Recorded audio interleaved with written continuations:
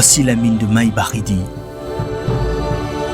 Située à plus ou moins 180 km de la ville de Kalemi, dans le district de Tanganyika, et regorge d'énormes ressources minérales du Tantale.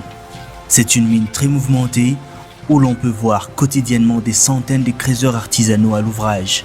En vue d'une plus grande rentabilité dans l'exploitation du Tantale, des engins miniers s'activent dans la mine pour faciliter aux creuseurs la découverture et avoir accès à la plus grande partie minéralisée de la mine.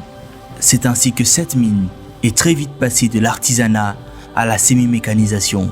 Aujourd'hui, la mine de Maï Baridi fonctionne au rythme de bulldozers et des chargeuses à la grande satisfaction des creuseurs qui voient désormais leur travail devenir de moins en moins ardu.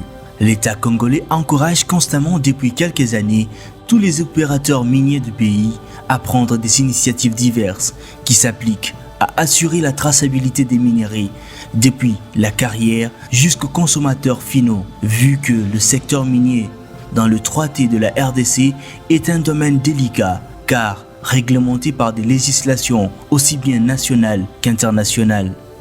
C'est ainsi que la CDMC et son partenaire MMR qui opèrent dans cette mine ont souscrit depuis avril 2011 au guide de l'OCDE sur la due diligence dans le commerce légal des minerais, devenant ainsi membre du projet ITSI de l'ITRI.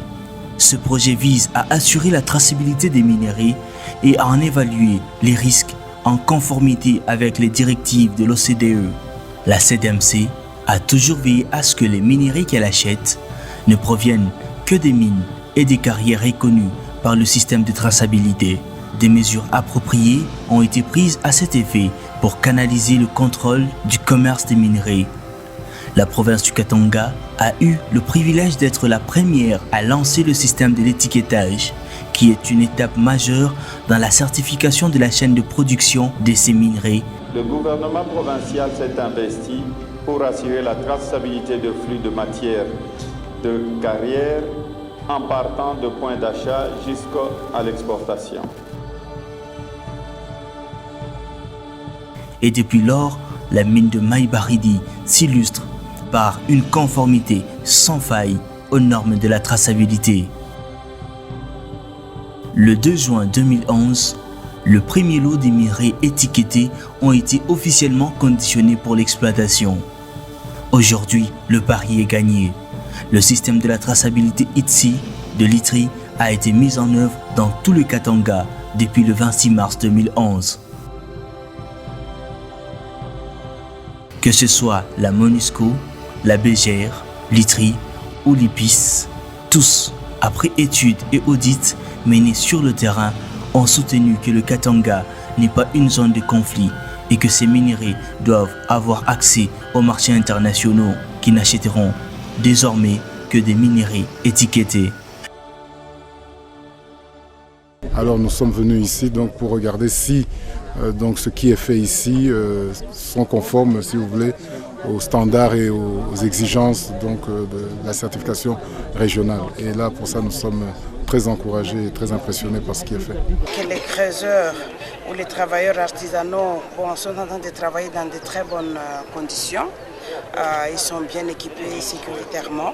Les creuseurs sont très organisés, ils ont des bons équipements, ils sont formés et je suis très impressé de que je vois. Nous avons pu constater entre les documents que nous avons écrits et la réalité des faits, comment ils sont appliqués sur le terrain, cela peut constituer un très bon exemple pour tout le monde. J'ai visité un bon nombre de mines de Tantale à travers le monde, mais je pense que cette mine possède la plus grande réserve de Tantale. J'apprécie cette industrialisation qui va amener à un développement dans cet espace de la province du Katanga. Chaque fois qu'on visite la mine de Maï Baridi, on se rend compte qu'il y a des transformations qui naissent chaque fois. Et là, nous avons été effectivement avec les acheteurs finaux qui ont pu constater le travail qui est en train de s'abattre dans le partenariat de la coopérative CDMC avec la société MMR. Oh, fantastic. Formidable. Nous avons aimé la discipline observée dans la phase d'étiquetage tout le long du processus et l'implication de toutes les parties en jeu dans la récolte des données officielles qui intéressent les acheteurs finaux en vue de la traçabilité des minerais. J'ai donc été impressionné et encouragé par ce que j'ai vu. Je trouve que la mine est bien organisée, qu'il y a un système clair de traçabilité des minerais à partir des carrières. J'aimerais exhorter tout le monde à toujours prêter attention à la RDC, parce que souvent, des folles rumeurs sur ce qui se passe ici courent dans le monde. Cependant, il y a bien d'histoires qui ne sont pas vraies. Donc je pense que s'il y a des gens qui s'intéressent à ce qui se passe ici, qu'ils fassent comme nous, qu'ils viennent palper la réalité ici sur place.